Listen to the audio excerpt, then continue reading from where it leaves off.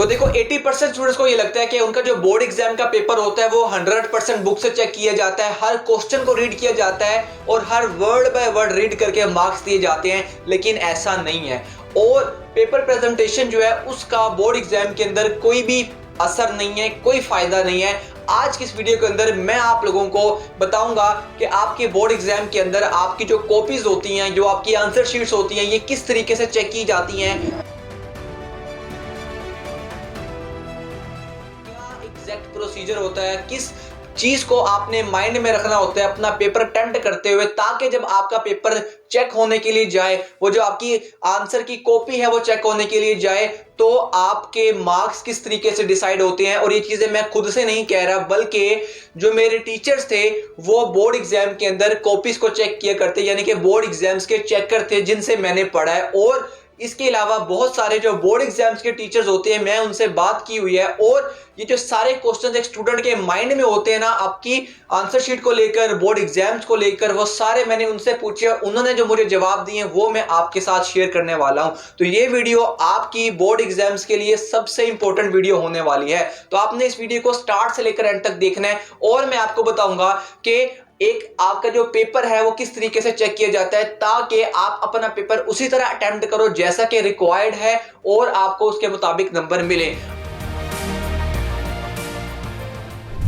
अब यहां पर जो प्रॉब्लम आती है बच्चों को वो ये आती है कि उनके माइंड में कुछ क्वेश्चंस होते हैं अपने पेपर्स को लेकर। सबसे जो पहला क्वेश्चन होता है उनके माइंड में, और जो बड़ा फेवरेट क्वेश्चन होता है स्टूडेंट्स का, वो ये होता है पहला क्वेश्चन कि सर क्या जो चेकर्स होते हैं या जो एग्जामिनर्स होते हैं, क्या वो अपनी मर्जी के मार्क्स लगा सकते हैं? क्या चेकर की अपनी मर्जी चलती है कि जब एक बच्चा अपना पेपर अटेम्प्ट करता है तो क्या पूरा वर्ड टू वर्ड चेक किया जाता है, या चेकर खुद से भी चेक कर कर अपनी मर्जी के मार्क्स दे सकता है? क्या ऐसा हो सकता है कि बच्चे ने एक सवाल ठीक अटेम्प्ट किया हो और चेकर खुद से उसको गलत कर दे, या गलत अटेम्प्ट किया है और उसको वो सही कर दे? तो ये वाला क्वेश्चन बहुत ज्यादा बच्चे जो है वो पूछ रहे होते हैं। तो सेकंड क्वेश्चन जो बच्चे बहुत ज्यादा पूछते हैं वो है कि क्या आपके स्टेप्स के मार्क्स होते हैं, क्या स्टेप मार्किंग की जाती है कि नहीं? अब ये स्टेप मार्किंग क्या चीज है कि क्या हमें एक क्वेश्चन के कंप्लीट नंबर दिए जाते हैं, या हमें हर क्वेश्चन के अंदर एग्जाम्पल के तौर पर, जैसे मैथ का कोई क्वेश्चन करते हैं, क्या अगर हमारा आधा सवाल ठीक है और आधा सवाल गलत है तो क्या पूरा क्वेश्चन क्रॉस कर दिया जाएगा, या जस्ट जितने हमने स्टेप्स किए हमें उसके मार्क्स मिलेंगे? इसी तरीके से जब हम लॉन्ग क्वेश्चंस की बात करते हैं किसी साइंस सब्जेक्ट के, तो क्या अगर हमने गलत सवाल लिखे तो क्या पूरा कट कर दिया जाएगा, या उसमें से चंद मार्क्स हमें मिलेंगे? तीसरा जो क्वेश्चन है जो बच्चे बहुत ज्यादा पूछते हैं, तीसरा क्वेश्चन हमारा पेपर प्रेजेंटेशन से रिलेटेड है। क्या पेपर प्रेजेंटेशन की डिमांड है हमारे पेपर के अंदर? क्या वाकई हमारे पेपर प्रेजेंटेशन से फर्क पड़ता है हमारे ओवरऑल अपनी आंसर शीट के ऊपर? तो ये चीजें मैं आपको बोर्ड के अंदर बताऊंगा। और जो चौथी चीज है वो बैक बेंचर्स के लिए बहुत ही ज्यादा इंपॉर्टेंट है, और उस चीज को मैं यहां पर आपके लिए सस्पेंस थोड़ा सा डालने के लिए इसको यहां पर छोड़ता हूं। लेकिन ये चीज जो बैक बेंचर्स हैं जिनकी तैयारी इतनी अच्छी नहीं है उनको बहुत ज्यादा हेल्प करेगी। तो आपने मेक श्योर करना है कि आप लास्ट तक इस वीडियो को देखो। स्पीड चाहे तेज कर सकते हो, लेकिन जब मैं कहता हूं ना कि ये वीडियो मोस्ट इंपॉर्टेंट है, तो वो वाकई मोस्ट इंपॉर्टेंट होती है। एक भी पॉइंट आपने इस वीडियो का स्किप नहीं करना। तो अब फौरन से बढ़ते हैं। ये जो मैंने क्वेश्चंस आपसे, एक स्टूडेंट के जो क्वेश्चंस होते हैं जो कि मैंने अपने जो बोर्ड एग्जाम्स के चेकर्स होते हैं उनके सामने रखे थे, और जो उन्होंने मुझे इन हर एक क्वेश्चन का जो जवाब दिया, वो जवाब सुनकर आपके जो होश है वो दंग रह जाने वाले हैं। तो स्टार्ट करते हैं सबसे पहले क्वेश्चन से, क्या चेकर अपनी मर्जी से चेक करता है कि नहीं? तो अब यहां पर आपने एक बात माइंड में रखनी है कि स्टूडेंट्स को के अंदर ना चेकर्स की जो एक इमेज बना दी गई है वो बहुत ही ज्यादा खौफनाक सी है कि चेकर्स तो शायद जिन्न होते हैं जो कि जब उनका दिल करेगा वो नंबर काटेंगे, जब उनका दिल करेगा वो नंबर देंगे। ऐसा नहीं होता, ठीक है? चेकर्स बिल्कुल जैसे आपके स्कूल के या आपके एकेडमी के टीचर्स होते हैं, सेम वैसे टीचर्स होते हैं जो कि बोर्ड के पेपर्स को चेक करते हैं। ज्यादातर केसेस में जो कॉलेज के टीचर्स होते हैं वो आपके मैट्रिक के पेपर चेक कर रहे होते हैं, और जो कॉलेज के अंदर सीनियर टीचर्स होते हैं वो आपके इंटर के पेपर जो है वो चेक करते हैं मेजर केसेस के अंदर। तो जब भी एक चेकर को कॉपीज दी जाती हैं, आपने ये भी माइंड में रखना है एक चेकर के पास मल्टीपल पेपर्स होते हैं, यानी कि उनको हर एक पेपर को चेक करने के लिए पे किया जाता है। आपका एक पेपर चेक करने के उनको पैसे मिलेंगे, ठीक है? और उनके पास hundreds and thousands of paper होते हैं। आप खुद सोचो कि जब आपको एक पेपर चेक करने के पैसे मिल रहे हो तो आप क्या चाहोगे? क्या आप सारा टाइम एक ही पेपर पर लगा दोगे उसको चेक करने के लिए, या आप चाहोगे कि मैं उतने टाइम में मैक्सिमम पेपर्स चेक कर सकूं ताकि मैक्सिमम रेवेन्यू उसमें से जनरेट हो सके?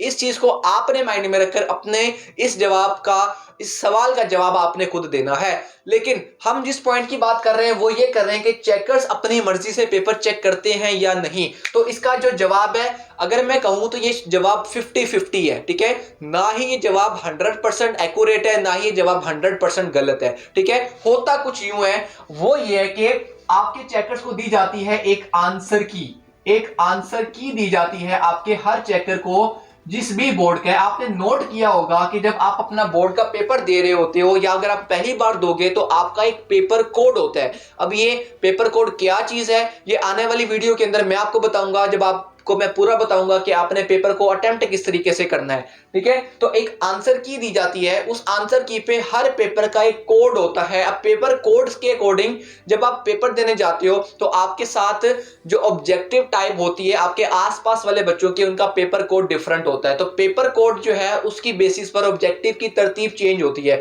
तो अगर एक बच्चा ये चाहे कि वो अपने साथ वाले बच्चे से पूछ ले कि दूसरे वाले एमसीक्यूज की क्या ऑप्शन है, 8वें वाले एमसीक्यूज की क्या ऑप्शन है, तो शायद आपके पास जो क्वेश्चन आया है और जो उस बच्चे के पास क्वेश्चन है, उन दोनों का पेपर कोड डिफरेंट होने की वजह से उनके क्वेश्चन की तरतीब जो है वो चेंज होगी, ठीक है। तो आंसर की दी जाती है, उस आंसर की के अंदर हर क्वेश्चन का आपके ऑब्जेक्टिव टाइप हो जाए उनके आंसर्स दिए गए होते हैं, और जो सब्जेक्टिव टाइप होती है उसके भी आंसर दिए गए होते हैं। अब ये चेकर की मर्जी है कि वो 100% जो आपके ऑब्जेक्टिव तो आपके उसने आंसर की से ही चेक करने हैं, लेकिन जो सब्जेक्टिव टाइप है उसमें चेकर को थोड़ा सा फ्री हैंड इस तरह मिल जाता है कि की तो उनके पास मौजूद होती है, लेकिन वो खुद से भी बच्चे के आंसर को रीड कर कर उसके मुताबिक उसने जितने मार्क्स उसको देने चाहिए, जितने मार्क्स वो डिजर्व करता है, वो उसको उतने मार्क्स जो है वो दे देता है। यानी कि आप में से जो बच्चे इसलिए परेशान है कि हम अगर खुद से लिखकर आते हैं, हम बुक की वर्डिंग को यूज नहीं करते, तो क्या हमारे मार्क्स कटेंगे?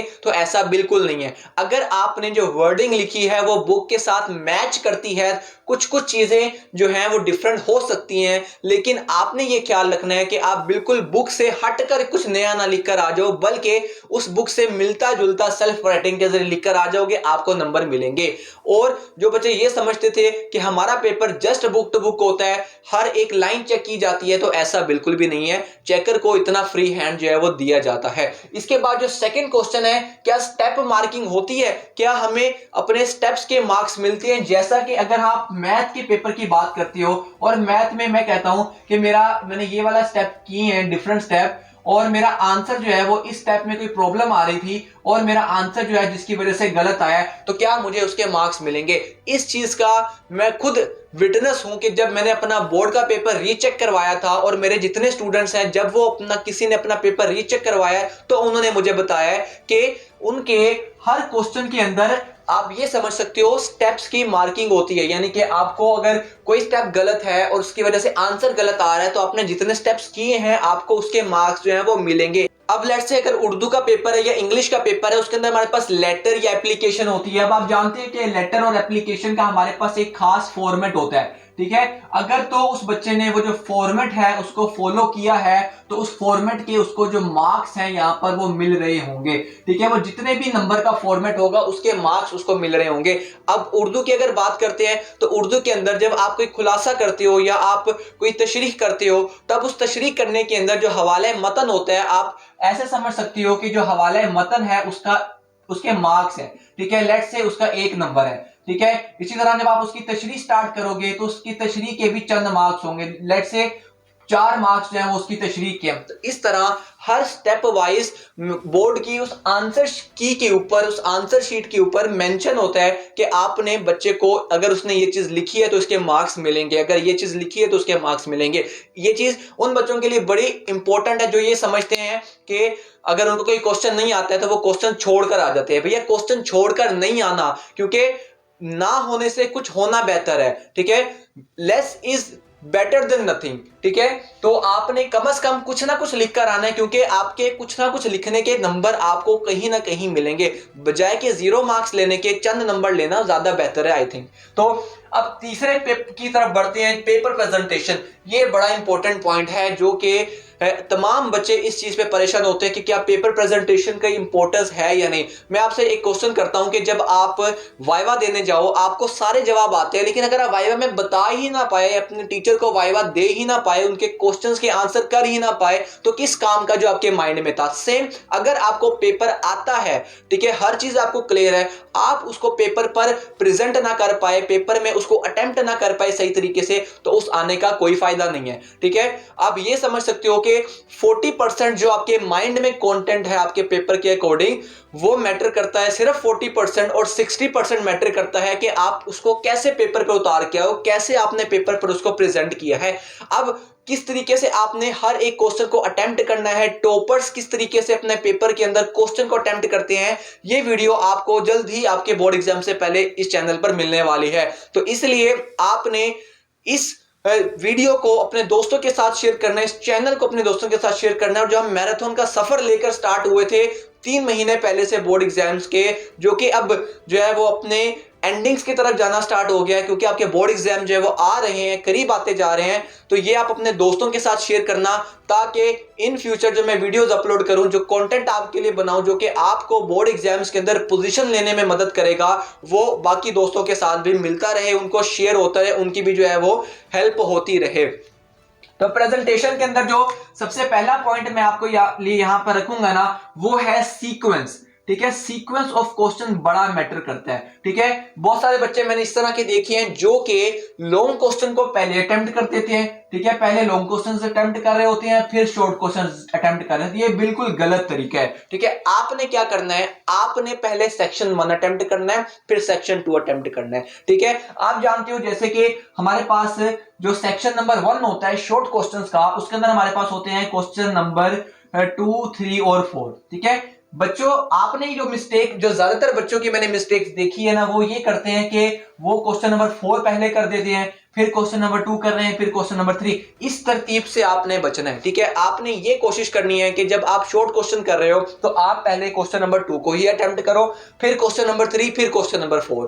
फिर जब लॉन्ग पे जाओ तो लॉन्ग में आप पहले क्वेश्चन 5 अगर करना चाहते हो वो करो, फिर क्वेश्चन, मतलब लाइन वाइज, ऑर्डर वाइज चलना है, ऑर्डर मैटर करता है। आप ये कर सकते हो कि जो क्वेश्चन नंबर 2 के अंदर लेट से आपके पास जितने भी पार्ट्स हैं, आपको क्वेश्चन नंबर 2 के अंदर पहला सवाल आपको जो आता था वो लेट से तीसरा वाला पार्ट आता था, आप उसको पहले अटेम्प्ट कर दो। ठीक है, 5वें वाले को उसके बाद कर दो, दूसरे वाले को उसके बाद।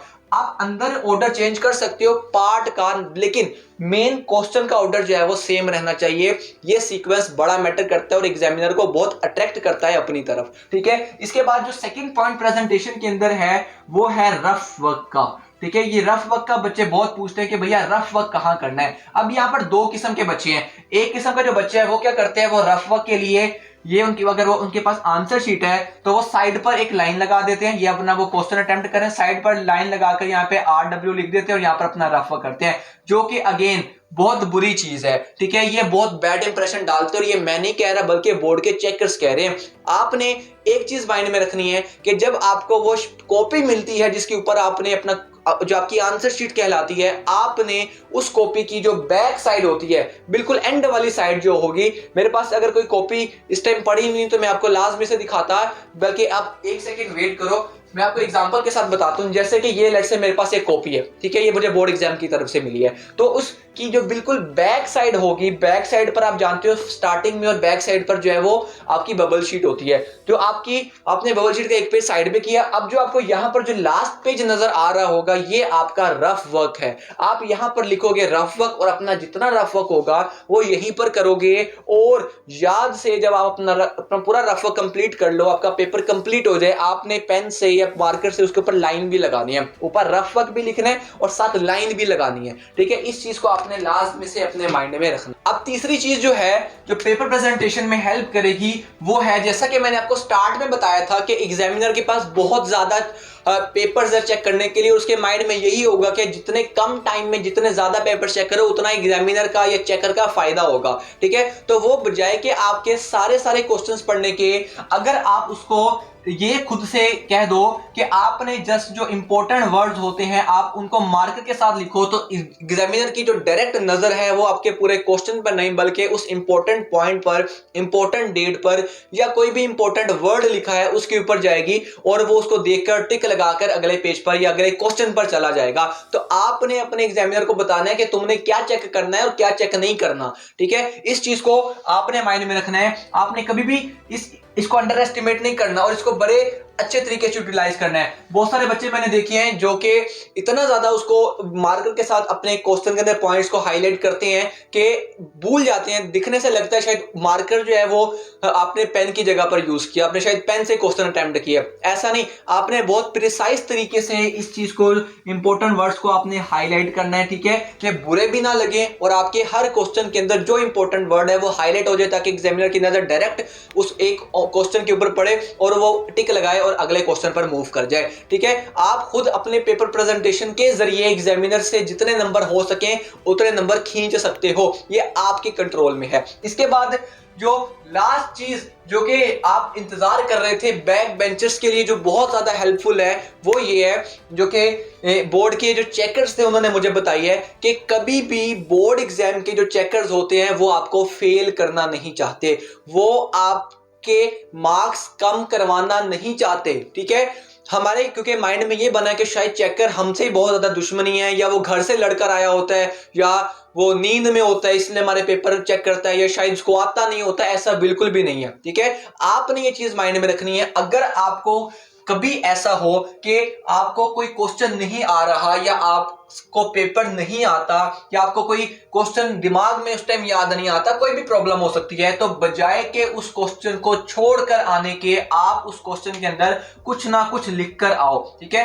अगर आपने क्वेश्चन पढ़ा और आपको क्वेश्चन का एग्जैक्ट आंसर नहीं आ रहा, ठीक है, पहली बात तो ये कि आना चाहिए, लेकिन अगर नहीं आता, कोई ऐसी प्रॉब्लम आ जाती है, कोई अनसीन क्वेश्चन आ जाता है, तो आपको ये तो आइडिया हो जाता है ना क्वेश्चन पढ़ के कि ये किस टॉपिक में से आया है, ठीक है। तो आप उस टॉपिक के मुताबिक थोड़ा सा कुछ ना कुछ उससे मिलता जुलता जो है वो लिख कर आओ, कोई क्वेश्चन छोड़कर नहीं आना, ठीक है। आपको यहां पर नंबर मिलेंगे, ठीक है। मैंने अगेन बताया कि एग्जामिनर्स को, चेकर्स को कोई खुशी नहीं होती आपको फेल करने से या आपके नंबर कम आने से, या आपकी अगर किसी सब्जेक्ट में सप्ली आ गई है उनको फर्क नहीं पड़ता, ठीक है। लेकिन वो ये चाहते भी नहीं है, ठीक है। वो अपनी पूरी कोशिश करते हैं कि बच्चा जो है वो पास हो जाए, लेकिन ये बच्चा होता है जो कि चाहता है, जो कि कहता है अपने चेकर से कि मुझे फेल करो आके, ठीक है, नहीं मैंने कुछ करना, फेल कर दो मुझे, ठीक है। ये बच्चा चाहता है, जो एग्जामिनर है वो नहीं चाहता, ठीक है।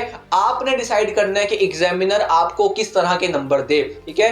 तो आपका पेपर डिसाइड करेगा, आप वहां पर मौजूद नहीं होगे, ठीक है। तो आपने अपना पेपर अटेम्प्ट ऐसे करना है, आपके आंसर शीट की कॉपी इतनी नीट एंड क्लीन होनी चाहिए कि वो खुद बोले कि मैं किसकी कॉपी हूं या मैं किसकी आंसर शीट हूं, ठीक है। तो इस चीज को आप माइंड में रखोगे तो आपकी जो आंसर शीट है उसमें कोई प्रॉब्लम नहीं होगी, आपकी चेकिंग 100% एक्यूरेट होगी। और आपके माइंड में वो जो एक शक है कि एग्जामिनर सही चीज़ों को भी गलत कर देते, तो ऐसा नहीं है, उनके पास एक आंसर की होती है, वो पढ़े लिखे इंसान होते हैं, ठीक है। वो ये नहीं है कि किसी भी जगह से उठ के आगे चेक करने के लिए, ज़्यादातर कॉलेजेस के टीचर्स जो कि हायर एजुकेशन वाले टीचर्स होते हैं वो चेक करते हैं आपकी कॉपीज और वो अपने सब्जेक्ट में एक्सपर्ट्स होते हैं, ठीक है। तो इस मिथ को हमें अपने दिमाग से निकालना है और अपनी 100% तैयारी करनी है, क्योंकि हर चीज़ हमारे कंट्रोल में जब तक बोर्ड एग्जाम्स नहीं आ जाते। हर चीज़ हम कंट्रोल कर सकते हैं, अपने मार्क्स से लेकर अपनी डेस्टिनेशन, अपने गोल, हर चीज़ हमारे अचीवेबल है और हमारे कंट्रोल में है। बस फर्क इतना है कौन उस तक पहुंचने की कोशिश करता है और कौन कोशिश नहीं करता, कौन सीधे रास्ते पर चलता है, कौन नहीं चलता। तो आपको उम्मीद करता हूं कि सारे डाउट्स जो हैं वो क्लियर हो गए होंगे। अगर अभी भी कोई डाउट है, कमेंट सेक्शन आप लोगों के लिए खुला हुआ है, लेकिन सबसे पहला कमेंट आपने ये करना है, this exam will be the best exam of my life. ठीक है, ये मैं आपसे इसलिए लिखवा रहा हूं कमेंट सेक्शन के अंदर ताकि आप अपने आप से अफर्मेशन करो, आपको याद आता रहे कि मैंने उस कमेंट के ऊपर उस फला वीडियो के अंदर लिखा है और बहुत सारे बच्चों ने वो कमेंट पढ़ा है, और मैं अब उन सारे को बच्चों को प्रूफ करके दिखाऊंगा कि yes this will be the best exam of my life, ये मेरी जिंदगी का सबसे बेस्ट एग्जाम होगा। तो ये चीज आपको मोटिवेट भी करेगी और आपको डिसिप्लिन में भी रखेगी। तो तब तक के लिए सी या, टेक केयर। मैराथन हमारी अभी खत्म नहीं हुई, अभी बहुत कुछ है इस मैराथन के अंदर, तो अकेले इसका फायदा उठाने से बेहतर है अब अपने 5 दोस्तों के साथ इस वीडियो को शेयर करना, अच्छे से कमेंट करना। इस वीडियो को जितना हम बूस्ट कर सके उतना बूस्ट करेंगे ताकि मैक्सिमम लोगों का इससे बेनिफिट हो सके। तब तक के लिए सी या, टेक केयर। मिलकर लड़ते रहेंगे, पढ़ते रहेंगे और बोर्ड एग्जाम्स को क्रैक कर कर आएंगे। तब तक के लिए टेक केयर, अल्लाह हाफिज।